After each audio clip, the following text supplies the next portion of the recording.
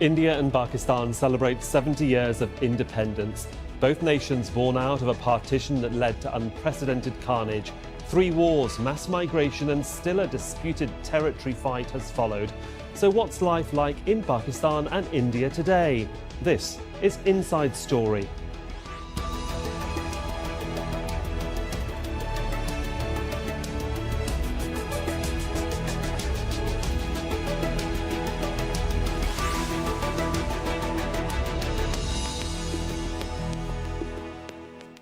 Welcome to the programme. I'm Sahil Rahman. The 14th of August 1947, a historic day when British colonial rule ended and India won its independence. But at the same time, a new nation was also born, Pakistan. The borderlines created on a hastily drawn map. Fast forward 70 years and this is one of the many celebrations taking place in Pakistan. A 31-gun salute marking the occasion in the capital, Islamabad. But the legacy of divide and conquer, followed by freedom, mostly always comes at a cost. India and Pakistan have fought 3 wars and continue to experience internal violence as well as religious and ethnic intolerance. Now, we'll be hearing from Ashraf Ali in Pakistan shortly. He's one of the Midnight's Children, a name used for those born in the early hours of India's independence from Britain. But first, a short explainer from earlier on how India was split up 7 decades ago. The British announced that India would be divided based on religious majority areas, as well as considering the opinion of states that were ruled by Indian Maharajas. Well, here's India again, and there are the princely states ruled by the Maharajas. Now, they could decide whether to be part of India or the Muslim majority country soon to be known as Pakistan. The problem was that Muslim majority areas lay to the east and the west. Louis Mountbatten, the last viceroy and representative of the British government, was the man given the task of overseeing the partition. Great responsibilities lie ahead of you and your leaders. May the blessing of the Almighty sustain you in all your future tasks. A decision that would change the course of history and create the modern-day states of India and Pakistan. A line in the sand was drawn and the borders were set to the east and the west. But in the worry and panic that followed, many Hindus, Sikhs and Muslims who thought of themselves as minority faiths in certain areas decided to move. It's estimated that over 1 million people died in the migration and as many as 14 million moved across the new international borders. But shortly after independence in 1948, India and Pakistan went to war and fought again in the late 60s over the northern disputed state of Kashmir. Its fate was unclear at the time of partition in 1947. The state was ruled by Maharaja Hari Singh, who wanted to remain independent. Decades later, while both countries still claim the territory as their own, this heavily militarized area has been divided by this. It's called the Line of Control. The partition caused one of the largest mass migrations the world has ever seen, with up to 14 million people on the move from India to the newly created Pakistan, or making the journey in the opposite direction. Here's Ashraf Ali's story. My name is Ashraf Ali. I live and work in Faisalabad. I was born on the 14th of August, 1947, in Ludhiana, India. Ludhiana India में मेरी पैदाइश है पाकिस्तान की और मेरी पैदाइश एक ही वक्त में है Pakistan and I were born at the same time. When the partition was announced, violence and rioting began. My parents decided to move from there. When we arrived in Pakistan, my parents told me that the situation in the country was not very favorable. There was no infrastructure and no business activity. मैंने एक printing press शुरू किया 78 में The people struggled a lot to start something. In 1978, I started a printing press. Slowly and gradually, I gained momentum and became a successful businessman. But the leaders in Pakistan were not proactive, and sometimes the country was ruled by dictators. The country didn't prosper the way it could have. इन 70 सालों में Despite everything that's happened in the last 70 years, Pakistan has progressed tremendously in many institutions like education. And economically, it's getting stronger. It's also now an atomic power. By the grace of God, I am very hopeful for my grandchildren's education and for their bright future.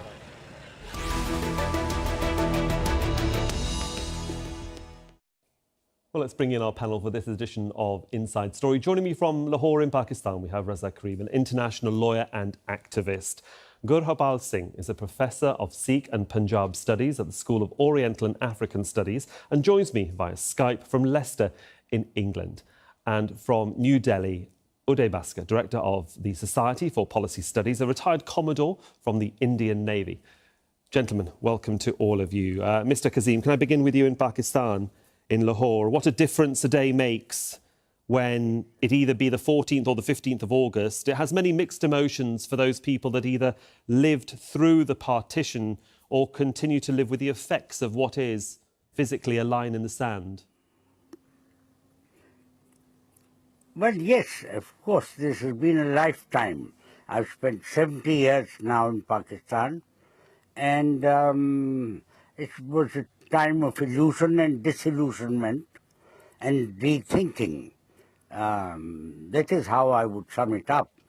Now, after disillusionment, as I said earlier, that we had a great deal of illusions that Pakistan would be a brand new place, a completely and qualitatively different from the experience of colonial India. But it was not to be so. As I said earlier, that what we confronted was a huge vacuum, a human vacuum, an economic vacuum, and A social vacuum as well. Vacuum of governance as well. Yes, and that we had to grapple and muddle through somehow in the early days. But thereafter, once things began to settle down, it appeared that there was no new beginning at all. Sure. And it was going to be something worse than what British India was. Mr. Bhaskar, let me come to you in New Delhi. I mean, how do you, and perhaps you can't speak for all of India, but certainly a good section of it, how do you perceive the whole issue of independence and partition and the wounds that have been left emotionally over the last 7 decades? 70 years later, when I look back at partition on August 15th, 1947, I would say that on balance, the mood is positive, optimistic, and a certain degree of satisfaction that India has been able to evolve in the way that it has. But yes, there is a huge human dimension. I was born after partition, after 1947, but I have had occasion to speak to a number of people who experienced it firsthand. And while the political sort of context of partition and freedom is something which was very, very celebratory, both for India and I dare say for Pakistan, there was a huge human cost. And I think when we look at the numbers now and the kind of dislocation that took place, it was traumatic. It was a bloodbath for certain periods when the religious dimension came to the fore. And I would say that for those who experienced it, my personal conversations with them would suggest that there are some scars that will never heal. But as we go down generation to generation, I would say that perhaps some of these memories are now getting a bit dulled with time. But families still recall how they came to India and the cross of being a refugee. Okay. And this is something which I believe is a human experience that has no parallel as far as Asia is concerned. No, let's go to Gurpal Singh. And of course, the story, certainly those two experiences there from Lahore and New Delhi are perhaps something that's been reflected and you've heard many times yourself, Mr. Singh, in the course of your own career. But again, you know, the issues of divisiveness socially, economically, religiously and regionally has been something that's been ongoing for the past 7 decades, and then independently within Pakistan and within India. I mean, what do you think the largest challenges have been for the administrations that came after 1947, if it's possible to sum it up? Well, the challenges were different in the two states. Of course, Pakistan did not exist and it had to be created out of virtually nothing, and the administrative structure there was very weak.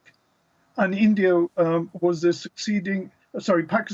succeeding state from India, and India had much more resources and much more experience in dealing with the situation.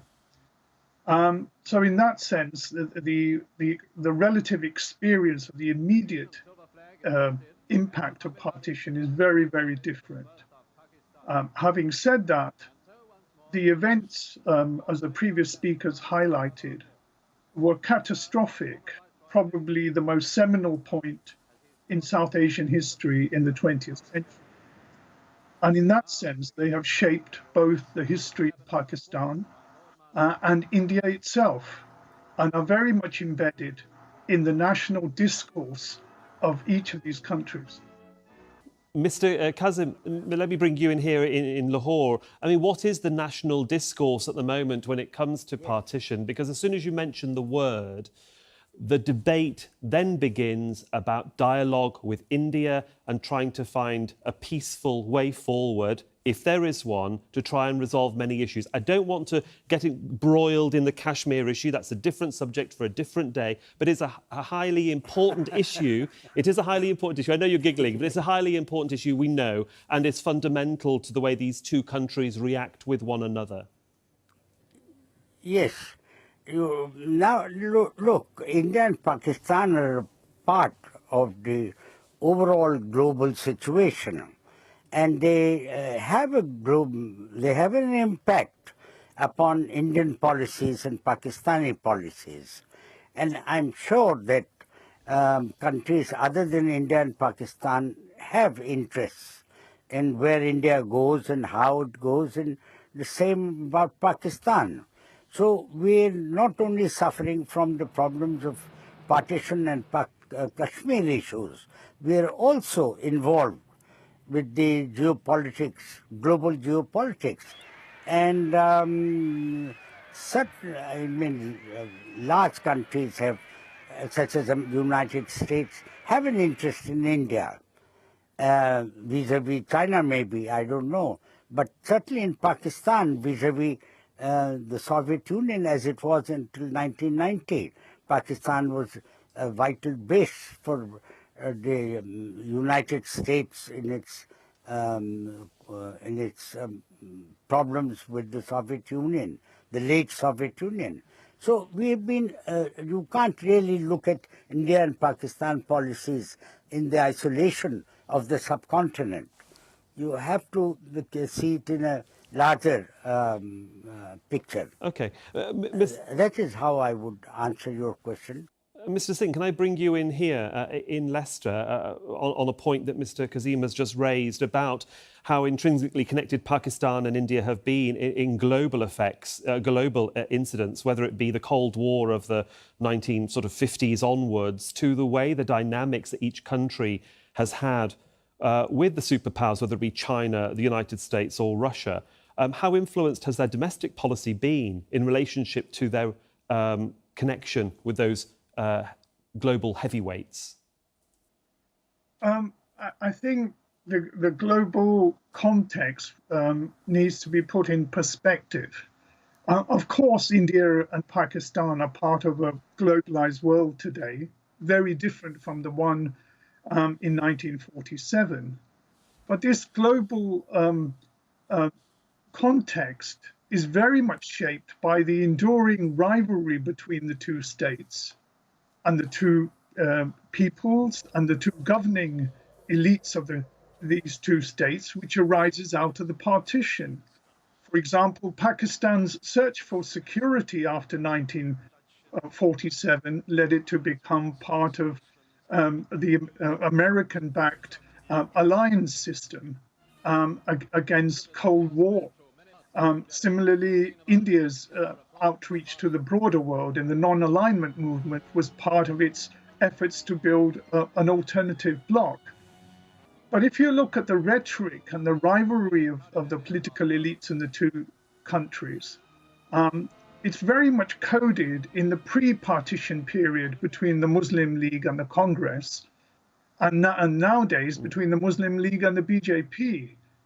I cannot see how we can escape the dead hand of history in the relationship between these two states. And then, therefore, I'll come back to Mr. Bhaskar in New Delhi. What is then, you might say, the relationship as you see it between India and its former colonial power, the United Kingdom, and sometimes the relationship that the UK has with Pakistan? You know, is it a good one? Is it a bad one? Is it an indifferent one? How would you describe it in 2017?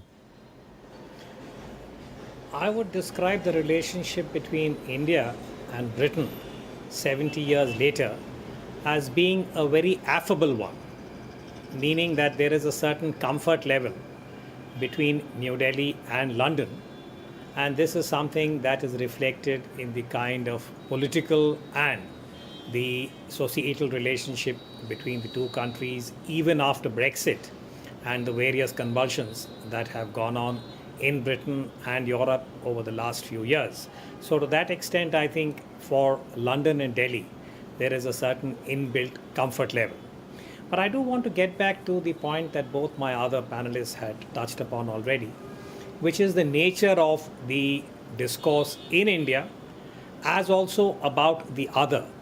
I briefly want to bring in this whole question of the genesis of August 1947, which was the Pakistani commitment to what they call the two-nation theory, and the sense that you could build a state based on religion alone. And at the time, Pandit Jawaharlal Nehru, who later becomes India's first Prime Minister, and the founding fathers, who believed in a certain underlying principle of what you might call as secularism, where religion was not the predominant determinant for statehood and national identity. I think if you look at this from that perspective, for India, I think the discourse here would suggest that Pakistan has not been able to come to terms with its own internal dynamic and the role of the military.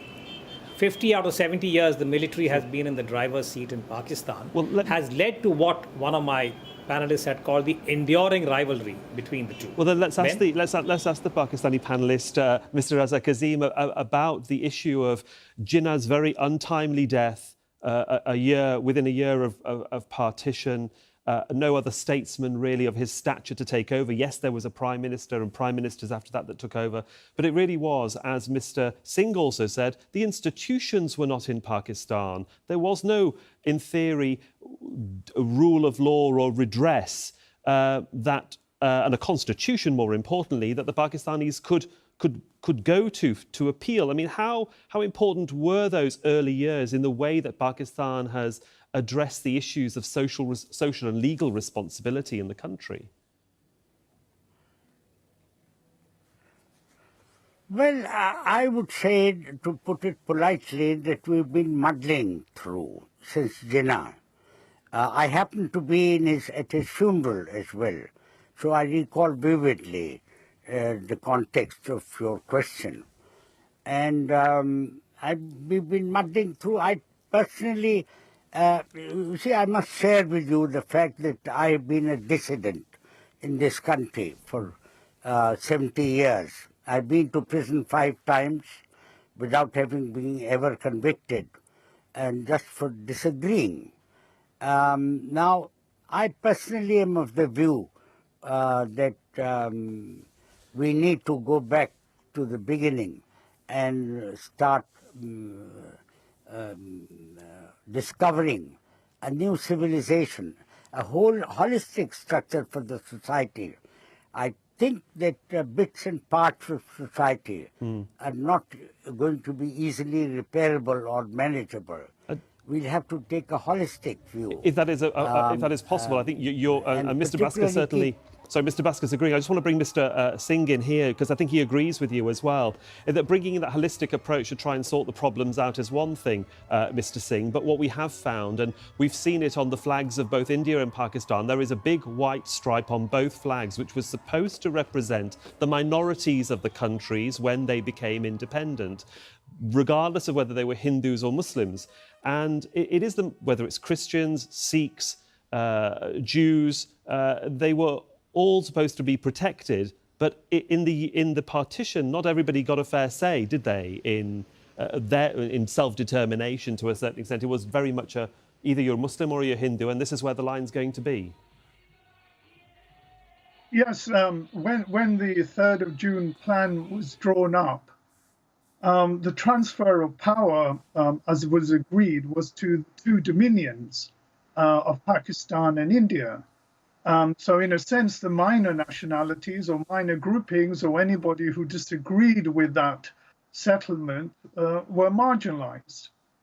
It was a transfer of power to simply the Muslim League and the Indian National Congress that represented Muslim Pakistan and majority Hindu Congress. And in a way, the threat to minorities that existed at partition some would argue has been borne out by the events after the 70 years. Of course, India is a secular state, and that has always been its strength and rhetoric vis-a-vis Pakistan. But if Jinnah and Nehru were alive today, I wonder what they would think of India's democracy today and what is happening under the BJP to religious minorities. Okay, well, Mr. Bhaskar, let me just bring you in here. And we're coming nearly to the end of the programme, so we'll speed it along. Just wondering about tolerance within India at the moment. In the last, certainly, few years, we've seen perhaps intolerance of minority faiths, especially in the UP province when it comes to the eating of beef or the transport of cattle. We've seen a quite distinct divide between Hindus and Muslims. If we look at Pakistan, we look at the Sunni, the Shia issues, and we've seen Sunni shrines being attacked in a different side of intolerance. What's your impression of the way India has moved towards that intolerance? And is it partly to blame about what happened in 1947? Well, I would say that what is happening in India now, you drew attention to the fact that there is a growing level of intolerance. And yes, in the last 3 years, we have had certain incidents which relate to for instance, to issues like the ban on beef. Now, that in turn has been related to the minorities, quote unquote, both the religious minority, in this case the Muslims, as also the social minorities, that is the equivalent of the Dalits or those who were once upon a time called untouchable. So I think if you look at this in a larger context, as an Indian, many of us are uneasy, and this has been expressed in different ways, but there is a certain, I would say, level of confidence about the Indian commitment to the Constitution. Now, India gave unto itself a constitution in January of 1950, and that is where I think the whole concept of citizenship that goes beyond any kind of sectarian identity was enshrined. We had Dr. Ambedkar, who had brought in a number of clauses. So I think I would say this at an individual level, that yes, there is a sense of unease and disquiet about what has happened in, say, recent months. But at the same time, there is a degree of confidence reposed in the Constitution and the way in which it is respected by every organ of the state. And I think that perhaps would be the resilience of India, as it was established many years ago when we had an emergency for a brief 18 months under then Prime Minister Indira Gandhi. So I would say that is really the saving grace for India. And I do not want to say anything about Pakistan when we have such an eminent lawyer with us on the panel. Indeed, I'm sure Mr. Kazim appreciates that. Unfortunately, we have actually run out of time. It's one of those subjects that we will come back to again, hopefully not in another 70 years, but sooner rather than later. But gentlemen, there, unfortunately, I do have to leave it there. And I think we could have talked about it a lot longer as well. For Raza Karim in Lahore, thank you for your time, sir. Also, Gurhapal Singh in Leicester and Uday Bhaskar in New Delhi. Gentlemen, thank you very much. And thank you for watching. Of course, you can see the programme again anytime by visiting our website at aljazeera.com. And for further discussion, go to our Facebook page. That's at facebook.com/AJ Inside Story. You can also join the conversation on Twitter. Our handle there is at AJ Inside Story. From me, Sahil Rahman, and the rest of the Inside Story team, thanks very much for your time and your company.